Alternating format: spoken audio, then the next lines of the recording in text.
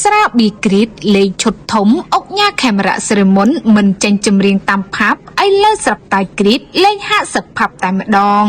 ច្រើនឆ្នាំក្នុងសិល្បៈកម្ពុជាតារាចម្រៀងខេមរៈសិរីមុនមិនធ្លាប់មានវត្តមាននៅក្នុងការច្រៀងតាមផាប់នានាឡើយដោយឡែកថ្មីនេះស្រាប់តែមានការប្រកាសថាកម្ពុជាតារាចម្រៀងខេមរៈសិរីមុននឹងមានវត្តមានច្រៀងនិងសម្ដែងនៅក្នុងផាប់ជាងហាក់សឹកកន្លែងដោយមានការគ្រប់គ្រងពីស្រាប៊ីគ្រីតដើម្បីសប្រែអ្នកគ្រប់គ្រងស្រាប៊ីគ្រីតលេងឈុតធំនិងចំណាយមិនធម្មតាឡើយសម្រាប់ការអញ្ជើញកម្ពុជាតារាចម្រៀងខេមរៈសិរីមុនចេញចម្រៀងនិងសម្ដែងក្នុងផាប់ជាលើកដំបូងនេះដោយមហាជនបានឃើញស្រាប់ហើយថាភាគច្រើនកម្ពុជាតារាចម្រៀងខេមរៈសិរីមុនតែងតែមានវត្តមាននៅក្នុងការប្រគំតន្ត្រីតាមបណ្ដាខេត្តក្រុងនានានិងនៅក្នុងពិធីធំប៉ុណ្ណោះលោកកម្រនឹងមានវត្តមាននៅតាមផាប់កំសាន្តនានាណាឆ្លើយតបទៅនឹងការចង់បានរបស់អ្នកគ្រប់គ្រងស្រាប់តែថ្មីនេះស្រាប៊ីគ្រីតបានត្រៀមលេងឈុតធំនិងចំណាយមិនធម្មតាទេដោយបានអញ្ជើញកម្ពុជាតារាចម្រៀងខេមរៈសិរីមុន